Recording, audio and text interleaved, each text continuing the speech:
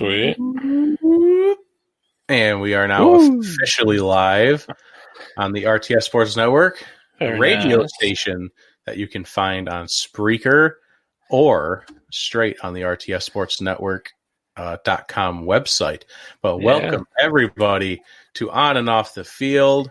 If you're watching on Facebook, on the On and Off the Field Facebook page, or on the RTS Sports Network page, wherever you are tuning in from, we thank you. This video will be posted later on our onoffthefield.com website on the show tab. Get rid of that banner. Just share this to everyone. If you're watching on Facebook or you see this on Facebook, just share as much as you possibly can. Share this to everything. Start a watch party. I know that's a thing. Yeah. I did it once and it was like very weird because the comments didn't shift over, but that's just me. Yeah. But thank you all for tuning in. We're here for the next hour. Just to hang out with y'all. This is your show. This is the fans' time to shine. Oh, yeah.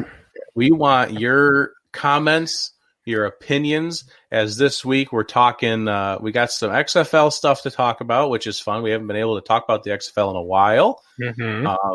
Then we got some new uniform talk. Let me pull up the page so I actually know what I'm talking about.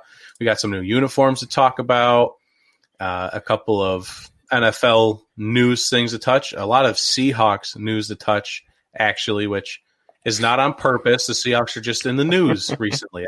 It's not my fault. I'm not in charge of this. It's just what happened. And it's been a fun week, sort of. It's been a lot of negative news, but it's news nonetheless, and I'll take it. There you go. And then obviously the new uniforms. We're going to be breaking down those hardcore style. And then we're getting into some NFC North, playing some prediction game by game for the NFC North, all the NFC North teams. We're going to be pulling up a screen share so we can do the pick by pick right in front of your eyes. It's going to be a great, great show. So if you're not tuned in already, tell your friends to tune in. Come on, get in here. Let's go. Let's have a show tonight. Thank you for everyone that's sharing. A couple people shared it. Oh God, now it's playing. Got to turn my volume off on that or something. We're trying to get better at this whole technology part, but we're gonna get there sooner or later. There you go. As I already mentioned, on onthefield.com, this video will be posted on there later for your viewing pleasure. You can also follow us on Instagram, Facebook, and Twitter. And I actually updated our Twitter handle today. Oh, nice. I can't do on and off the field straight up because it's 16 characters, and you can only have 15 characters. Oh. That's a thing, and it's upsetting. So instead, I went to what our email is. I did OOTF podcast. I don't know if that's better or not. I don't know if that's good. Well, that's just the handle, though. Like, the name on the profile is still on off the field, so that's just the way. I feel like the handle's important. Well, yeah, it's like it's important, like, be able to how you tag us or send us stuff. But yeah. So maybe one day if we should start branding OOTF somehow. I don't know how. There you go. Make a logo that says OOTF for on and off the field. That's what our email address is. So maybe we should start pushing that a little bit harder. But other than that, if you can't find us, just go to onoffthefield.com. All the social media links are at the bottom of the homepage. Also on that website is our Feeding America fundraising page. Still stagnant, but we are working on it. And then the Patreon page is still rolling. It's still a thing. We're working on it. We're going to have a lot of great content on there, including, as far as I know, live video of the Tuesday episodes. Normally we don't post episodes video for Tuesdays, but now we're going to start doing video with it, and that's going to be on the Patreon. So that's going to be fun. You're going to want that extra content. And then you can go to rtsportsnetwork.com to listen to the best radio station that talks about sports on the planet, rtsportsnetwork.com, and it's also on Spreaker. And you can go to the RTS Sports Network Facebook page. Whoo! Yeah. I'm getting better at that, I think. There you go. Just kind of running through all that stuff. Just get it out of the way within the first, 5 minutes. Yeah. That's kind of the goal is just, hey, here's this information. Tell your friends. I think that's what I need to add more of. Yeah. All of the suggestion pages like podcasts, how to run your podcast, how to do all this. They always have call to action. Tell your fans to share. Tell your fans to help you out. Well, I'm calling on the people watching today. There you that go. Share button. Yeah. That's what we need. All right. So after I get done now pushing all of that onto you, let's jump into our first segment of the night. The other sports. Yeah. This kind of like the other sports, this first segment, because it is XFL. Right. But it's not. It used to be the other sport, or not the other sport, because we used to talk about NFL and XFL. But since it's kind of dead, it turned into another sport. Yeah. Unfortunately. And this news, it did break a while back that Vince McMahon, I believe, was suing Oliver Luck. And that basically just crapped on any idea that the XFL was coming back because, everything is split. Everyone hates each other now. Everyone got fired. Everything was terrible. And now the details of that lawsuit have kind of come to light. Is that what this is? It's the lawsuit details. Is that the right way to say it? Yeah. So basically, this is what Oliver, or this is basically the details of the lawsuit are the examples that Vince McMahon used as his reasoning for terminating Oliver Luck. So then Oliver Luck filed the lawsuit for wrongful termination and then he's asking for a lot of money in the settlement. Who knows if he'll get it, but I think some of these examples are actually pretty interesting as to why Vince McMahon decided to terminate him. Yeah, I think maybe two of them are okay. I get it, or at least one of them, but the other one I don't understand at all. The first one that really kind of jumped out at me is why was apparently Vince McMahon was not happy that they allowed Antonio Callaway into the XFL because he was suspended by the NFL for violating substance abuse policies. So McMahon did not approve of it, but Luck was like, you know what? Come on over and play in the XFL. Why not? Let's have you. You seem like a great guy. There you go. And the reason this seems odd to me is because a gentleman by the name of Sean Oakman played in the XFL. And if anyone's familiar with Sean Oakman, he was going to be a number one draft pick until I believed he punched his girlfriend or did some kind of crazy domestic violence thing, a couple of drug stuff involved. And he never made it to the NFL due to his off the field craziness. He was in the league, but Antonio Callaway might have smoked some pot, had some in his system, and I don't want him in my league.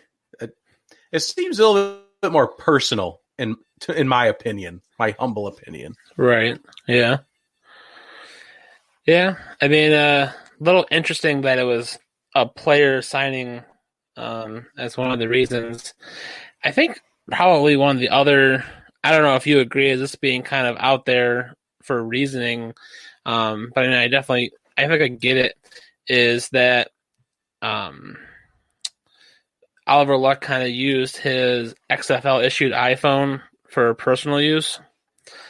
And I mean, I get it. Like, it's a company phone, but I mean, to what extent did he really use it for personal use? I guess that right now they're actually forensically examining it to see what he used it for. But it seems a little out there as kind of a termination reason. Maybe you would see that normally as like a slap on the wrist, or I mean, depending on what he's doing with that personal use. But seems a little odd. Yeah, if he downloaded Tinder on it and he's like just swiping right all night or swiping left, whichever one. Is it right if you like somebody, or is it left? I had no clue. Yeah, I mean, there you go. That's how you know I've never used Tinder. Swipe right or left. He's just swiping right all night. If he's doing that, then yeah, I can see how that's pretty bad. It's Oliver Luck. You're the commissioner of the XFL. You have money. Right. Like, go buy your own iPhone. Turn this one off at the end of the day. So Yeah. I'm interested to see if they release the details of what he used the phone for. Yeah. That might play into it more or not. Or maybe it's just a salty excuse on Vince McMahon's part. But the last one was gross neglect of job once the COVID-19 pandemic started. I mean, is that kind of more in relation to the fact that he just didn't handle it well? They were the last league to shut down. They just straight up fired everybody. Like, what was their what's he getting at there? I mean, I think Vince McMahon didn't think that Oliver Luck handled it very well. And probably because also the fact that the XFL was the last one to kind of shut down when the pandemic started. But, I mean, yeah, Oliver Luck could have handled it with a little bit more professionalism there. Just being more proactive instead of trying to really push the league as far as it could go and trying to. I mean, we would love to see the XFL keep playing, but I really think that trying to keep those games going versus instead of just like shutting it down and being like, listen, it's not going to work. We need to figure something out. And who knows? I mean, the XFL is up for sale right now. Who knows if it gets bought? But we all know that Vince McMahon is kind of giving up on it. Yeah, he seems to be shutting all doors. I guess you could understand it. You can kind of understand since this is his second time failing at the XFL, so I'm sure he's probably just kind of over it. And yes, that is true that the NFL can no longer suspend players. They have this new system of, we will give you help. We're going to send you to like counseling and, basically just take a lighter approach. Instead of punishment, they're going to help you. And then if it continues, they're going to start taking your money away. They basically take some money out of game checks, some fines, maybe something like that.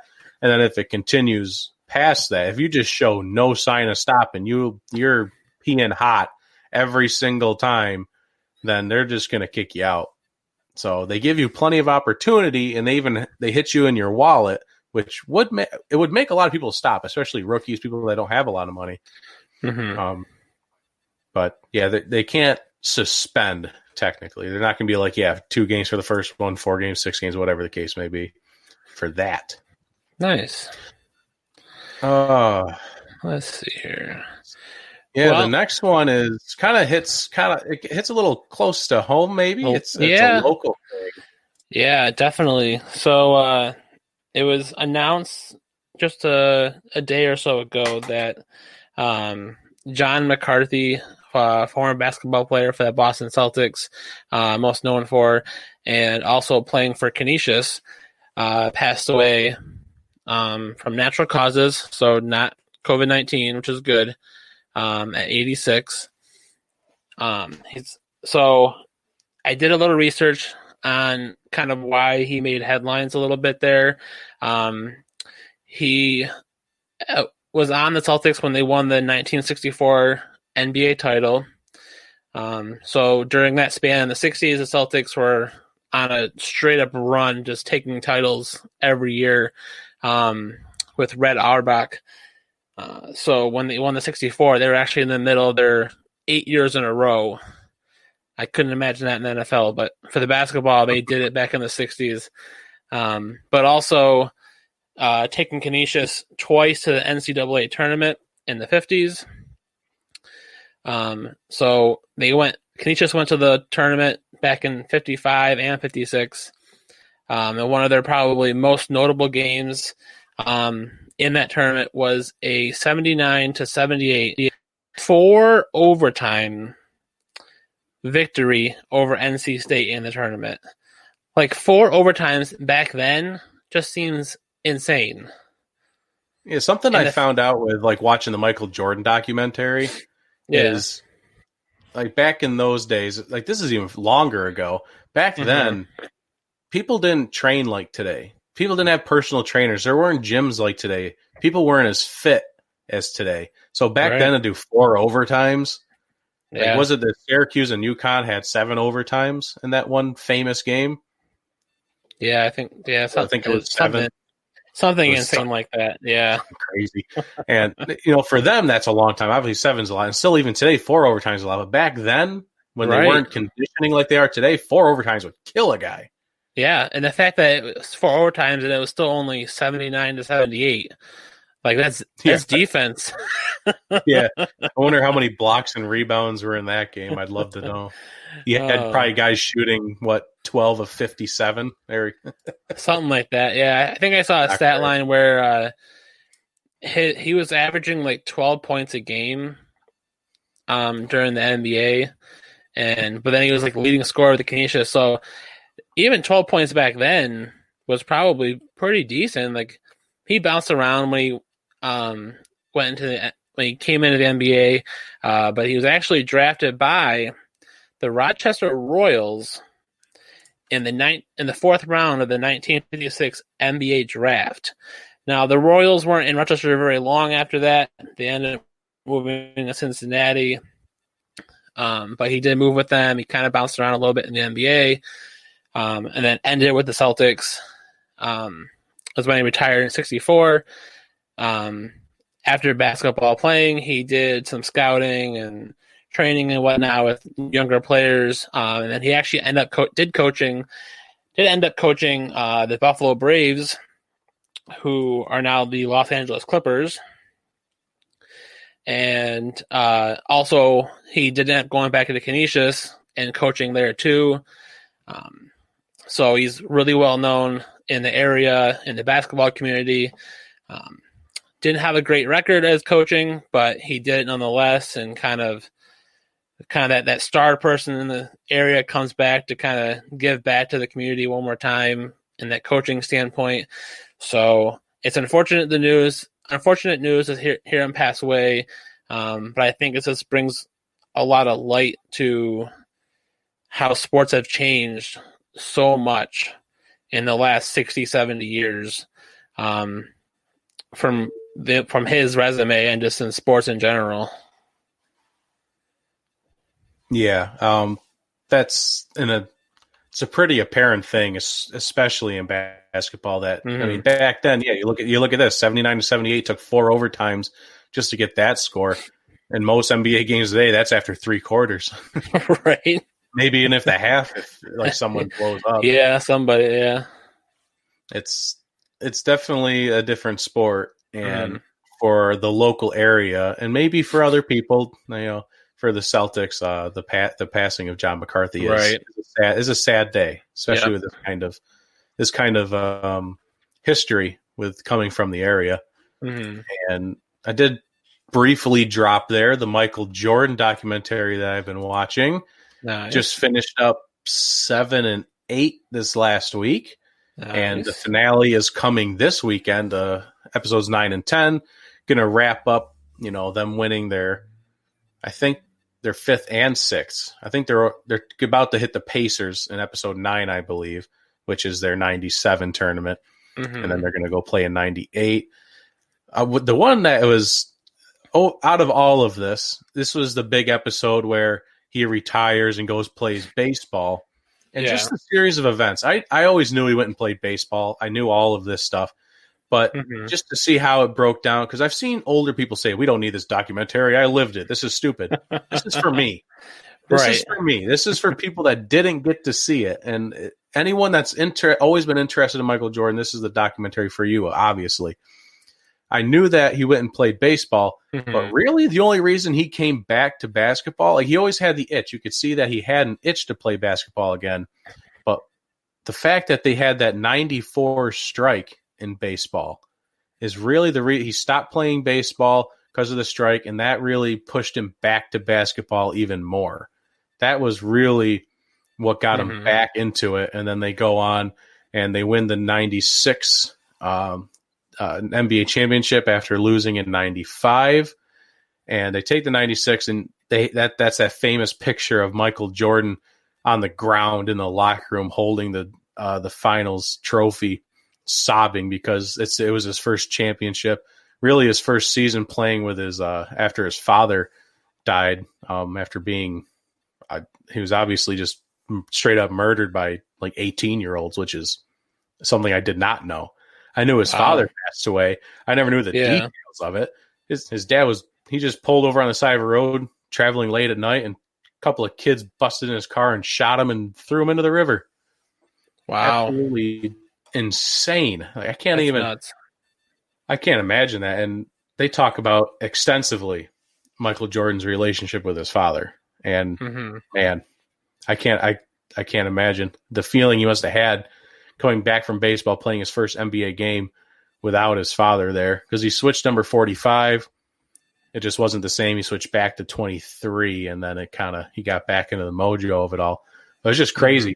The documentary is, I don't care what anyone says, the documentary is very well done, just from my viewpoint. It might be a little biased. Obviously, they have an objective. They're making Scottie Pippen look like a betrayal kind of guy. Yeah. Not for the team kind of guy. He's a little greedy in this. Obviously, Jerry Krause is a villain for tearing apart the Bulls. They definitely have their objectives in making people look like how they want them to look. But if you really take the drama pieces out of it and just look at it as the story of the Bulls and Michael Jordan, it's very well done. Yeah, I've seen some highlights of it, just morning Sports Center, but yeah, it's not. I mean, I'm definitely going to spend some time and dig into it, but it sounds like it's something really good and definitely eye opening. Yeah, it's really a great watch. But that is our last piece of other sports news.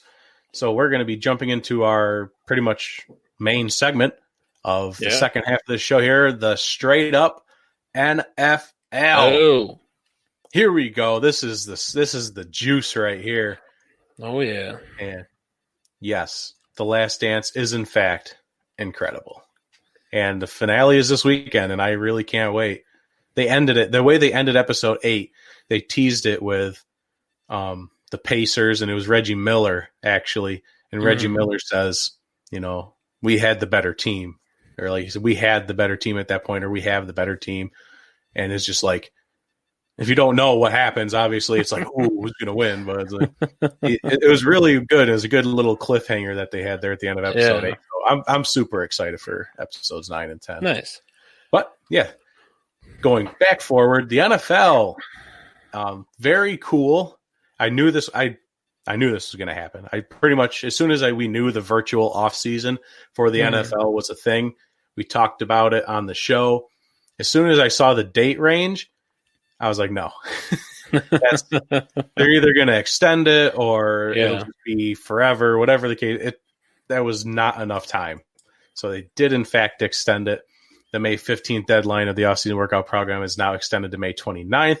And I'm sure it'll probably keep going past then, depending on, I think states are starting to softly reopen. So I think as these states start to reopen, we might get closer to the NFL looking into how are we going to do on the field practices? How are we going to make this work?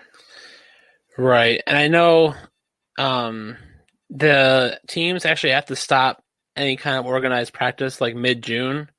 That's usually when like all the mini camps and all the OTAs kind of end before training camp kicks in July. But it'll be definitely interesting to see if they push it into June, and like you said, seeing what states open and what happens there. Be interesting to see how this affects the season coming up. Yeah, I think the biggest issue, and we go back, we're going to get into the NFC North, but as we talk about the NFC North, the Vikings had 15 draft picks. And I feel like this was we talked about it on our Tuesday episode that actually aired on the RTS Sports Network earlier today from 3 to 4. Yeah. They had 15 draft picks. And yes, was it a good strategy? You only can wait and see. Was it a good strategy for this year? The way it's panning out, I would say no. Because if there is a limited time frame of how you can be on the field this year when training camps hit or whatever hits, those 15 guys I feel like are not going to get a fair shake to be on the field this year. Right. Yeah, it's definitely going to make roster cuts more difficult, but this could also lead to teams that they cut a guy because they didn't see enough. If we're at this spot where other teams can actually work the guy out, like have him come into the building, see what he's got, and then you get these like diamonds in the rough with these guys that are late rounds that don't make the cut, and then you basically get that kind of that talent spread out a little bit more evenly across the NFL, leading to I think more better games. Yeah, and I just don't feel like that opportunity for that diamond in the rough to come out. Like, yeah, it might have never happened, but now you're left wondering, right? What was a possible miss due to the coronavirus and all of this stuff being canceled for on-field workouts, on-site workouts at least. Right. Do you think the Vikings really enjoy those extra 15 people in like their Zoom meetings?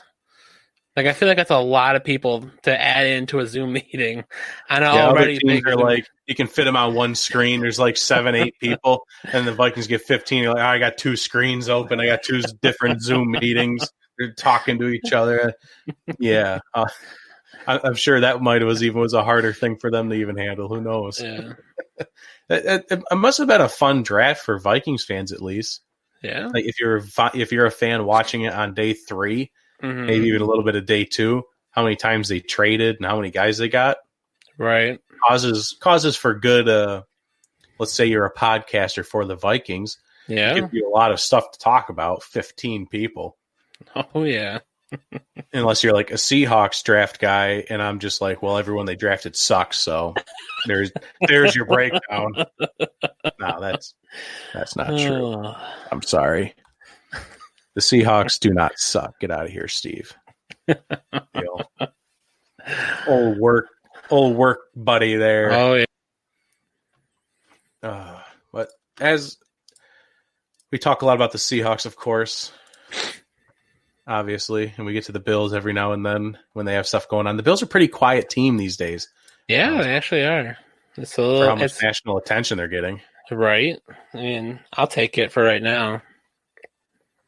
But the Seahawks have been in the news a lot lately, and not really for good things. And I got even one that Derf might not even know about because I looked at my phone and I saw it when I was sharing things. Oh, and it gets even worse for the Seahawks. Oh, but first, we'll start with good news at least. All right. Geno Smith has re-signed a 1-year deal with the Seahawks. What does that mean? It means 2 things. The Seahawks have now retained their best coin flipper. Not even joking. Yep. I've heard that. I've heard this story before. Yep. I can almost guarantee you he signed that contract, and in the negotiations they said, we're re-signing you to go out there and flip the coin. Like, that is why you're here. Because I don't remember watching a game where he lost the coin flip. If he did lose one, I wasn't tuned in or something. Yeah. Every time I watched it, heads, tails. Yeah. Geno's the man. It's got to be a contract incentive then. Yeah, if you win more than 80% of our coin flips this year, you'll get this $1 million incentive. There you go. I really hope that's in there. That'd be amazing. But the real stuff is the fake rumors, and I call them fake. I'm calling them out. None of this is true. I'm going to bring up 3 things. None of them are true. I guarantee it. And one of them was proven to be fake, so that's kind of an easy call out. But that first one was Myles Garrett going to the Seahawks. They were going to trade KJ Wright along with next year's first, a second, and a third or something crazy like that. Sure, on paper it might look like a good deal. You could see someone maybe doing that. It was fake. It was called out as fake. The Seahawks don't do that kind of stuff. When's the last time you've seen the Seahawks trade a quality player, do a big splash thing like this? They don't. Mm-hmm. They like doing stuff from within. They like going through the draft. They don't do stuff like that. It's just a fact. And that's what makes me say this was fake as well. The Seahawks were rumored that they were going to trade Russell Wilson to the Browns back in the 2018 draft for the first overall pick. Fake news. Hashtag fake news. Donald Trump train 2020. No, that's not. Fake news. There's no way they were looking at trading Russell Wilson 2 years ago. Because back then we were still looking at winning. We were still a team we weren't in rebuild mode. Some people are like, oh, Legion of Boom was falling apart. They were in rebuild mode. Russell Wilson is in his prime. You're not going to trade your star quarterback, probably like the second, third best quarterback in the league, for a first overall pick for a shot at what? Who was in the draft that year? Baker Mayfield? Yeah. Yeah, that was the... Yeah. No, they weren't going to do that. That's fake news. And then last but not least, this kind of goes with the Geno Smith thing, and it made this even more fake. Mm-hmm. Cam Newton is linked to Seattle as a potential backup. We're trying to save up money just to maybe bring Clowney back, and maybe if not him, Everson Griffin. We're not going to go and pay Cam Newton a couple $1 million just to be a bench warmer. That's not a thing. We're not doing it. Get out of here. And then actually there is one more because this is the one I found online. Really? Miramar, Florida. Police say an arrest warrant has been issued on 4 counts of armed robbery with a firearm for Seahawks newly acquired cornerback, Quentin Dunbar, along with Giants cornerback DeAndre Baker for an incident from yesterday. Oh, yeah. This was my one thing I was clinging on to for hope for our secondary. We got Quentin Dunbar, and I was like, yes, he can take over Trey Flowers' spot. We have a true number 2 corner now.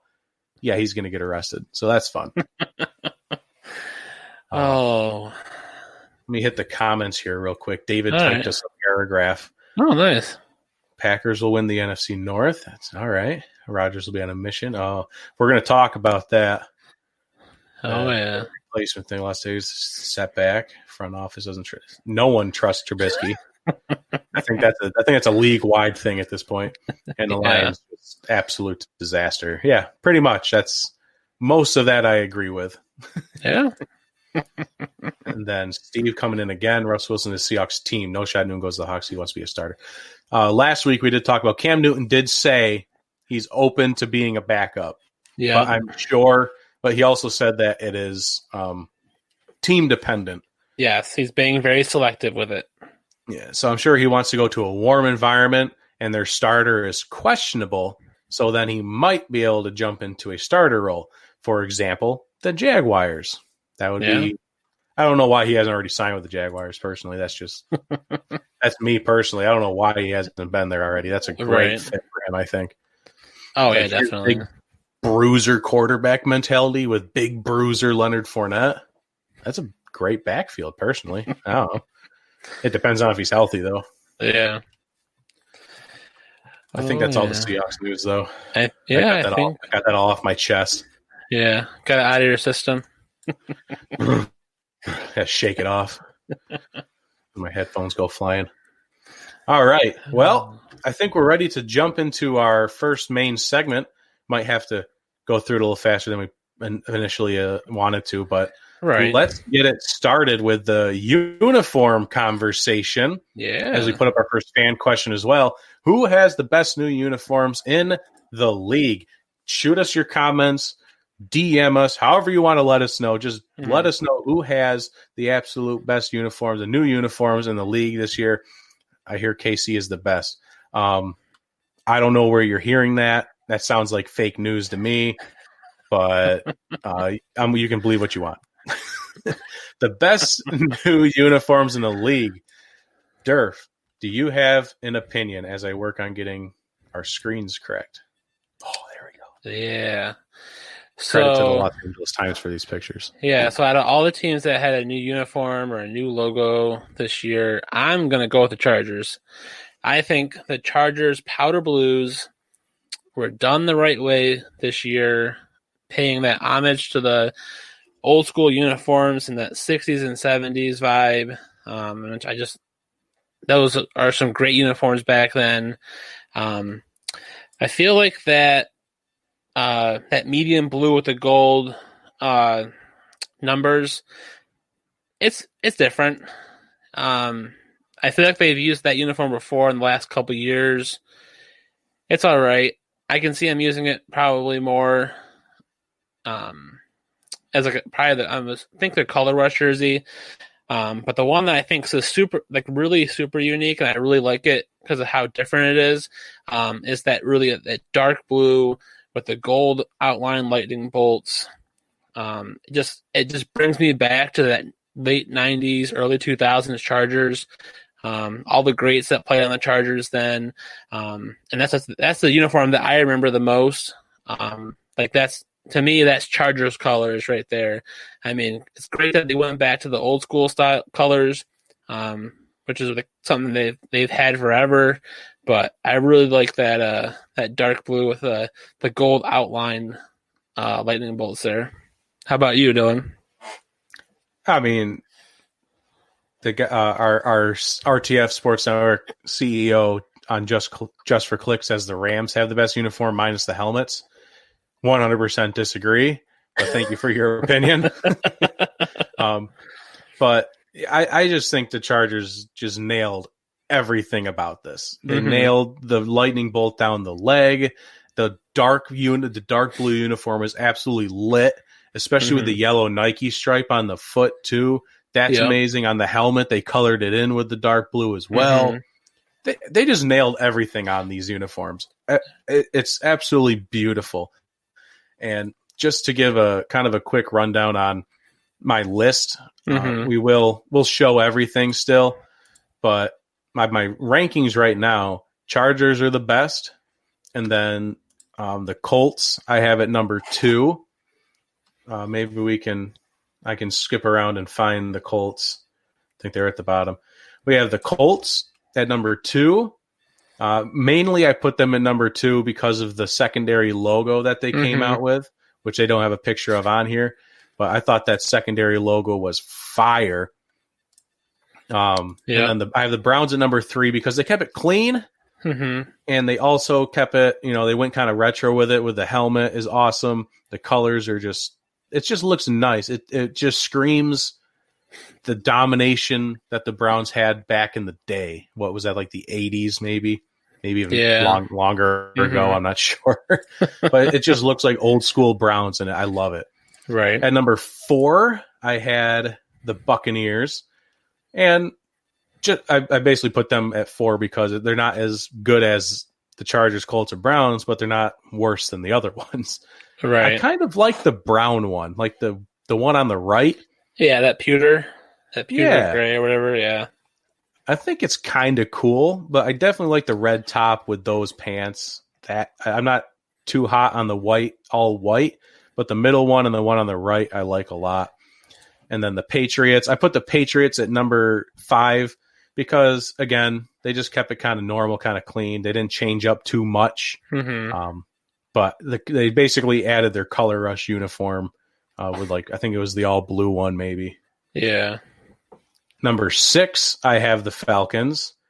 And I thank God the Rams saved them because these guys would have been dead last, but the Rams saved them. The Falcons, I hate almost all of these.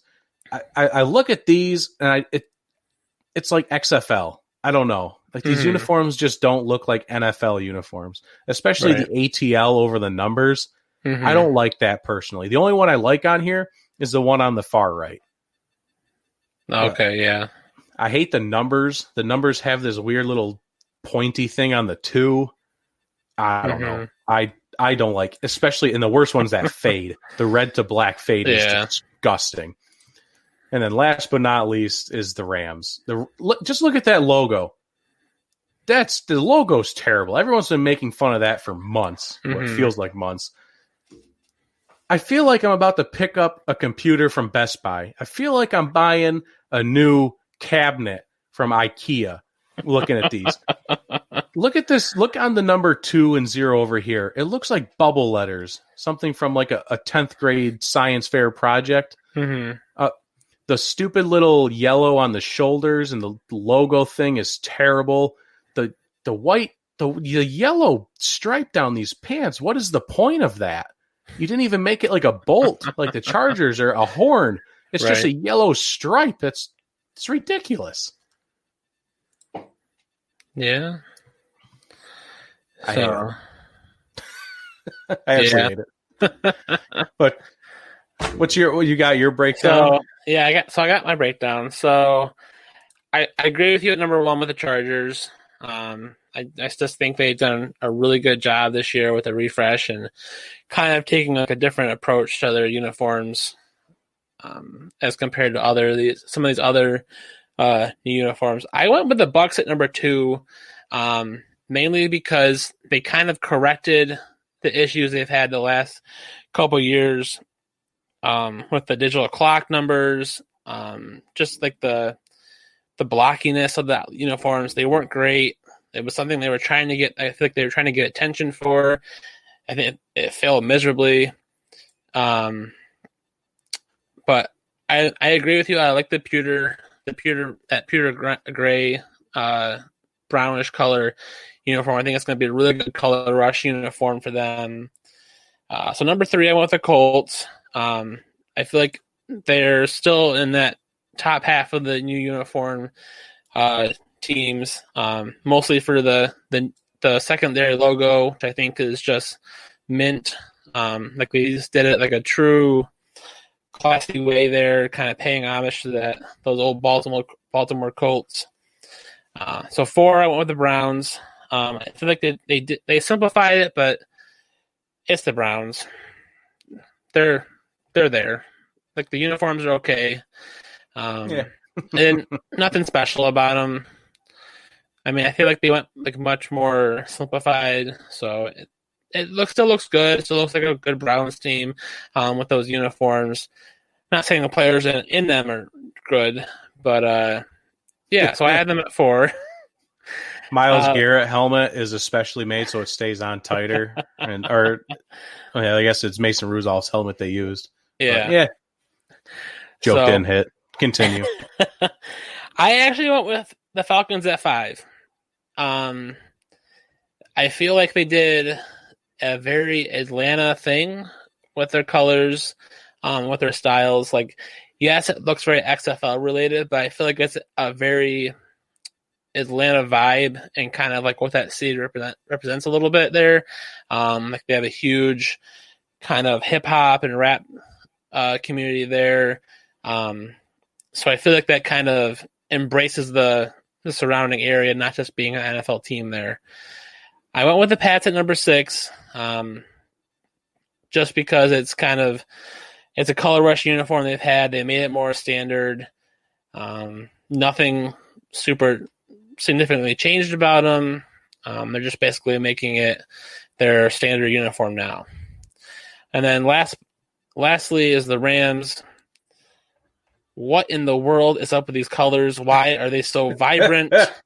Why are they blinding? Like, this yellow is literally going to blind their fans on these sunny days. Well, yeah. I mean, it's a good thing they're in a dome stadium with SoFi, because can you imagine the sun hitting that yellow? It would set something on fire.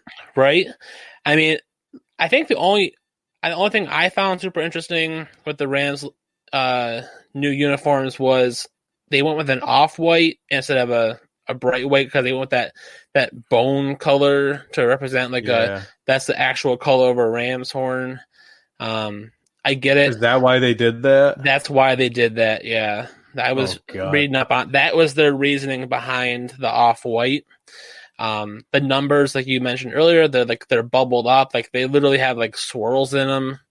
Like, if you look, I saw a picture of Aaron Donald's jersey with the 9s, and they were like had all these like ribs in it and like bomb, like it looked like someone did arts and crafts on the jersey to make it look better, and I was like, what in the world?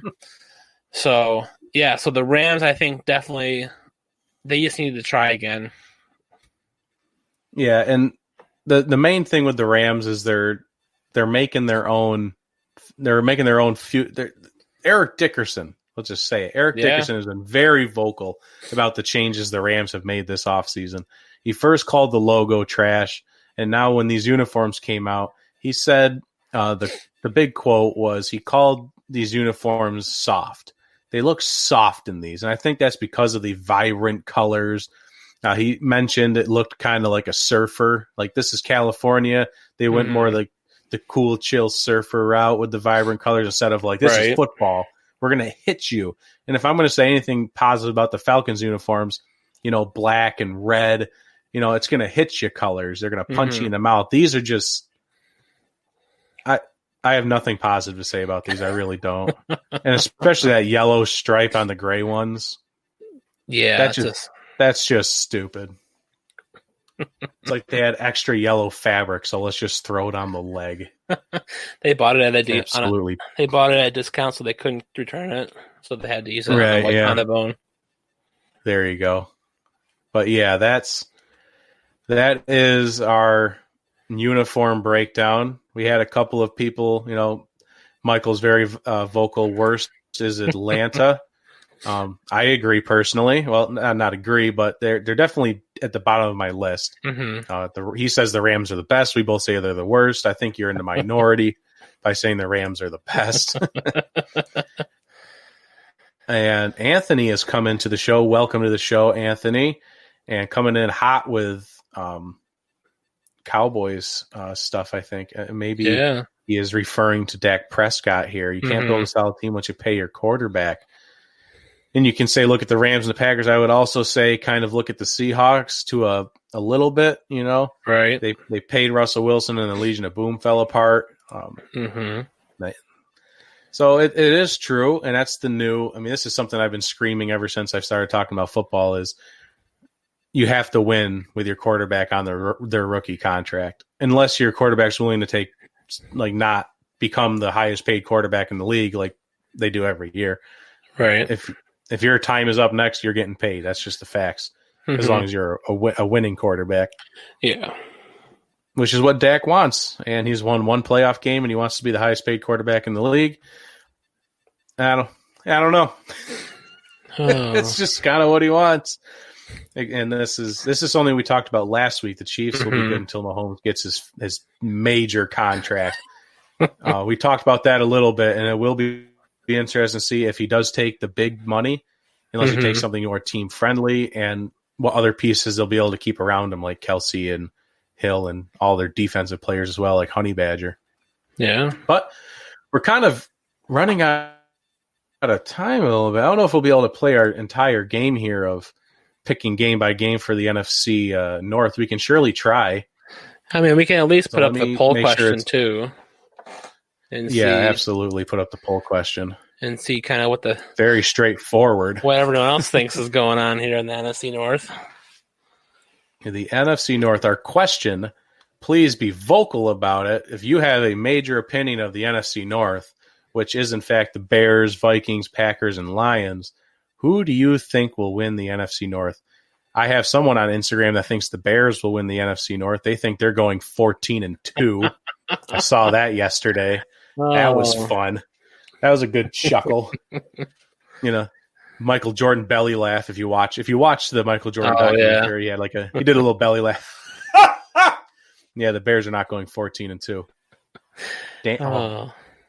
Hot take Danny over here with the Bears. Yeah, sure. Just because Nick Foles is there does not mean this team is good. Stop. Ever since the double doink happened, Matt Nagy has been in a straitjacket in his spare time. That team will never win anything. Yeah. But we'll pull this back up. We have courtesy of playoffpredictors.com. We can go and pick some games. So we will start with the Bears, actually, just for fun. All right. I don't know how you want to do this. You want to we'll do every other game? Sure. How about you? You can pick week 1, and then I'll pick week 2, and we'll go back and forth. How's that sound? All right. Week 1, I want to take the Lions on that one, so that'll make them. And then week 2, I think the Giants are going to be kind of sneaky good this year. Mm-hmm. I'll take them, and Chicago starting out real rough. Yeah. Week 3 against the Falcons, I am going to take Atlanta. That makes sense, especially since Atlanta's at home. Indy and Chicago. I don't know how good Indy's going to be. I really don't. I don't really believe in Phillip Rivers. It's going to be an interesting year for the Colts, and I think it'll take them a while to get off the ground. I'm going to actually take Chicago for their first win. I don't know if you agree with that, but that'll be what I do. All right. Let's see. Bucks in week 5. I'll take the Bucks on that one. Tom Brady coming into town. Especially on a short week, too. They play Thursday night that week. Oh, yeah. Bears won't be able to go back-to-back. Mm-hmm. Let's see here. Chicago and Carolina. It's in Carolina. Christian McCaffrey runs all over him. Let's do it. All right. Oh, what is it, week 7? That's the Rams? Rams Monday Night Football.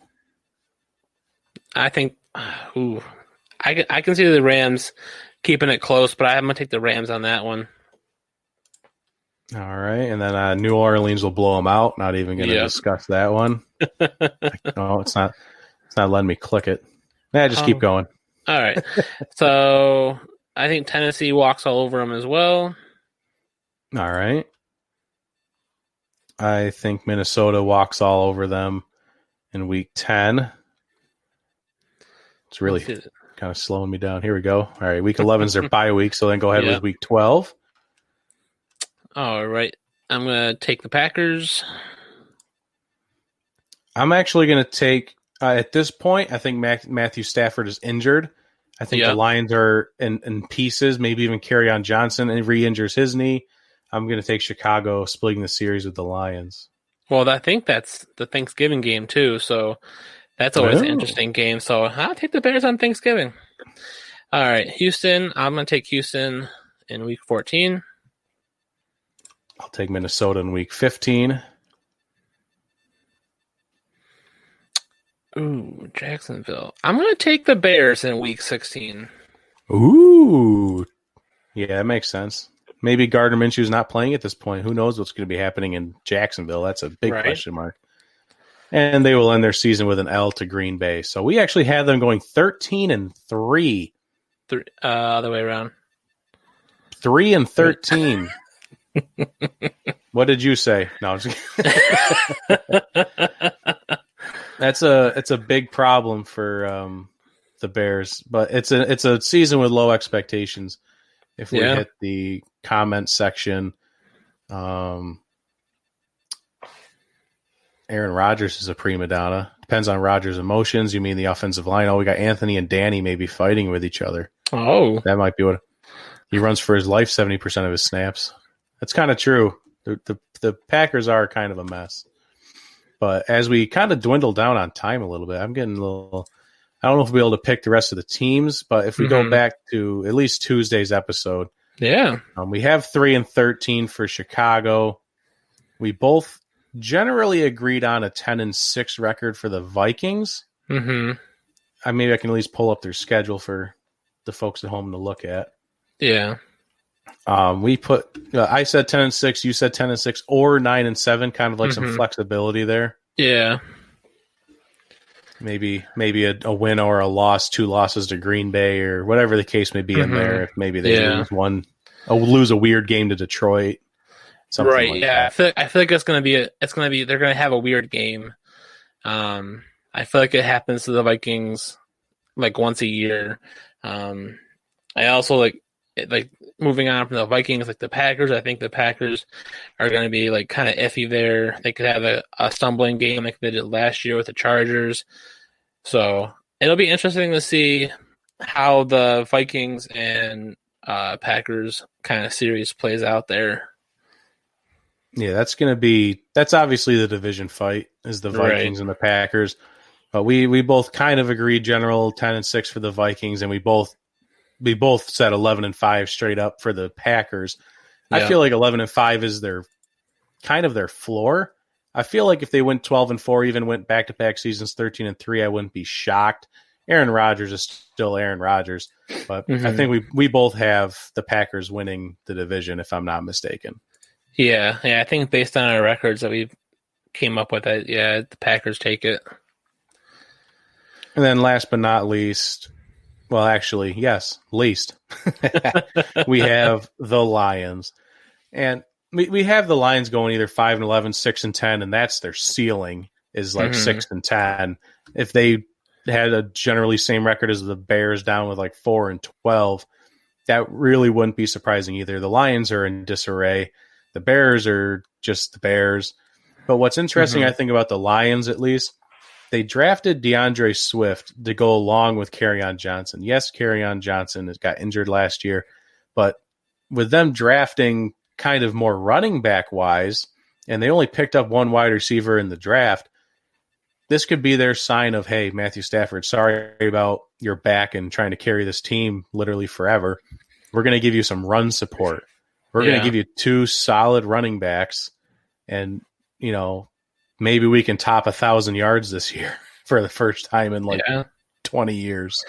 Yeah, that's definitely been a weakness for the Lions that I've noticed the last couple of years. So, I mean, hopefully it's going to – I would hope it extends Matthew Stafford's kind of career a little bit here if they can get their run game going. But, yeah. I wouldn't be surprised if anytime soon Matthew Stafford pulls a Calvin Johnson and just says – or even Andrew Luck and just says, you know, his back is literally torn apart. Yeah. But that's kind of where we stand with our NFC's North division. Next week is going to be the AFC South, which is Houston, Tennessee, Indy, and Jacksonville. So that should be a generally fun division to talk about, especially with Gardner Minshew. Yeah. Yeah. Oh, yeah. That's always a good time. Yeah. Our jockstrap king. There you go. So, I don't know if we'll be as kind to his record as we are to him, but it'll still be a fun division to talk about. Yeah. Gardner Minshew had the Texans talk about a little bit there, but should be a fun week. Bill O'Brien. Oh yeah, I'm ready for that one. That's gonna be a very fun conversation. And get to talk some Derrick Henry too, see if he can repeat his bowling ball style. We already did the NFC West, Dan. You got to go back and find that episode. As we end with Danny Boy being a forgetful young man, we actually have to sign off. But we had so much fun with our fans, with the comments and talking some unis in NFC North. Be sure to tune in next Tuesday. Find our podcast that will be up Tuesday night, hopefully, and we'll be talking AFC South. Can't wait to see you then, and come back next week on Thursday as we do this again. Yeah. As always, all hail the Jockstrap King.